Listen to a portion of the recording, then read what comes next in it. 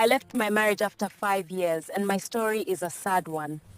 But let's start from here. In a village nestled between the red earth and the endless African sky, where the baobab trees have stood for 1,000 years, there lived a young woman named Amara. This was a place where community meant everything, where neighbors were family, and where the sound of laughter and song filled the air from sunrise to sunset. Amara was known throughout the village for her spirit that danced like fire and her laughter that rang like the bells worn by the masquerade dancers. She was beloved by all who knew her. Her mother taught her to prepare the finest jollof rice, 1 grain at a time, with patience and love. Her father taught her to stand tall like the acacia tree, to be rooted in her values, but flexible enough to bend without breaking.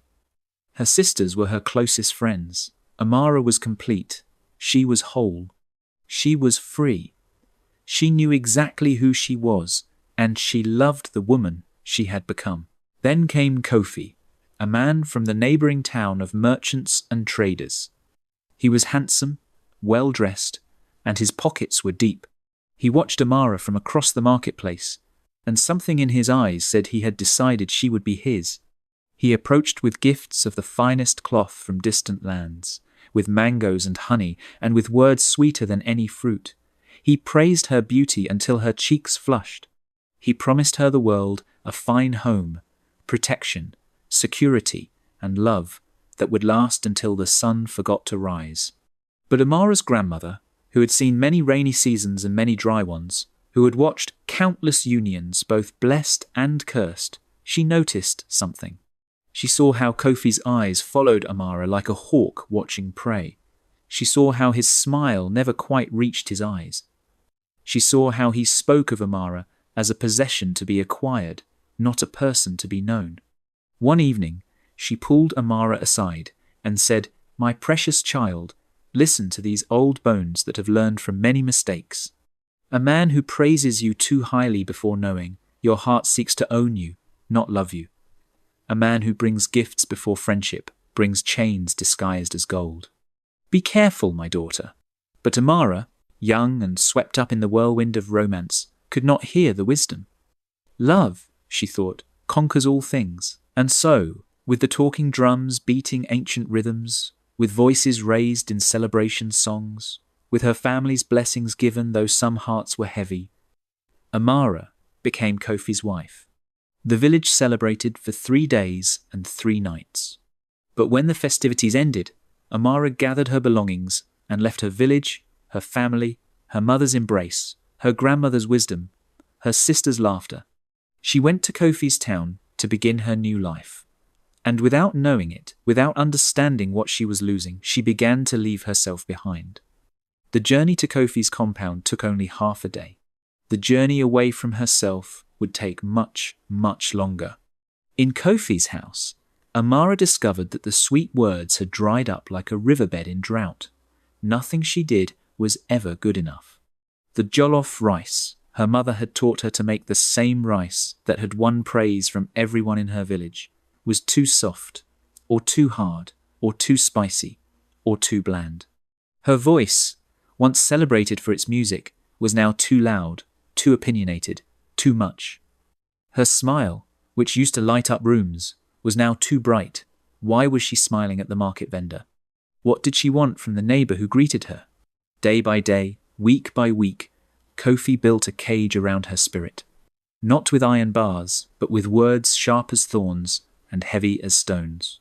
And then came the day when the words became fists, when anger became violence, when the man who had promised to protect her became the very danger from which she needed protection. It started small, a shove here, a grab there, but like a crack in a clay pot, it grew. Amara learned new skills in that house.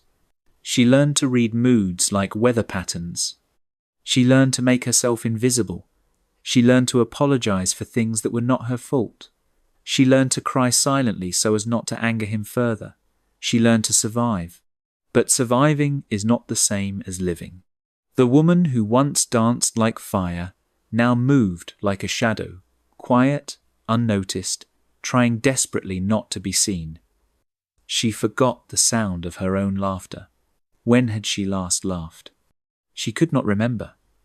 She forgot the feeling of joy, the sensation of freedom.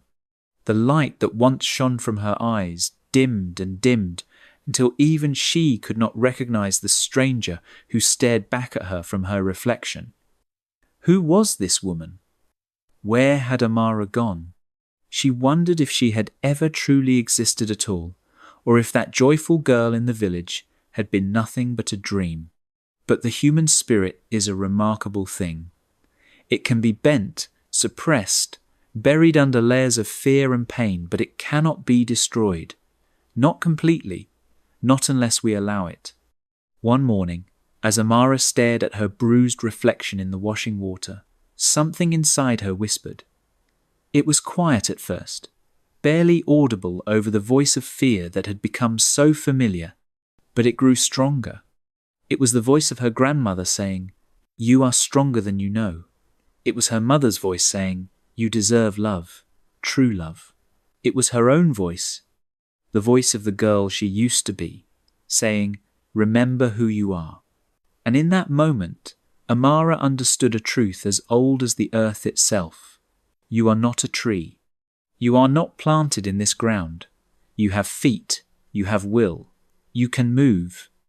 On a morning when the sun had not yet risen, when Kofi lay sleeping off the palm wine from the night before, when the world was quiet and still, Amara made her choice. She chose herself. She took nothing but her own life, her own breath, her own future, for these things had always been hers. Even when she had forgotten, she did not take his money, she did not take his fine clothes. She took only what was truly valuable, her freedom, and she walked. With each step away from that compound, she felt lighter, as if chains she didn't even know she was carrying were falling away, link by link, with every footfall on the dusty path home. The journey back to her village was long, a full day's walk under the burning sun. Her feet ached, her body was tired, but her spirit? Her spirit was waking up, stretching after a long, dark sleep. With each step away from that house of sorrow, Amara felt something returning, something precious she thought was lost forever. Her heartbeat grew stronger, more steady. Her breath became deeper, fuller. She was coming back to life. She was coming home, not just to her village, but to herself. And when she saw the first familiar baobab tree that marked the boundary of her homeland, the tree she had climbed as a child, she fell to her knees and wept. But these were not tears of sadness. These were tears of release, of joy, of a soul finally free.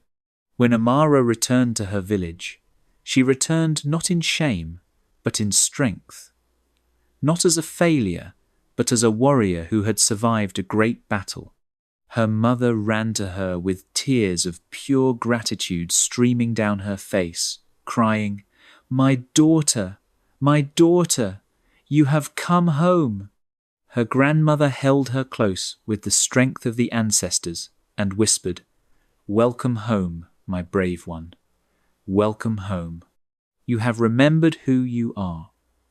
The village women gathered around her, those who had survived their own storms and those who had never had to face them, and they formed a circle of protection around her.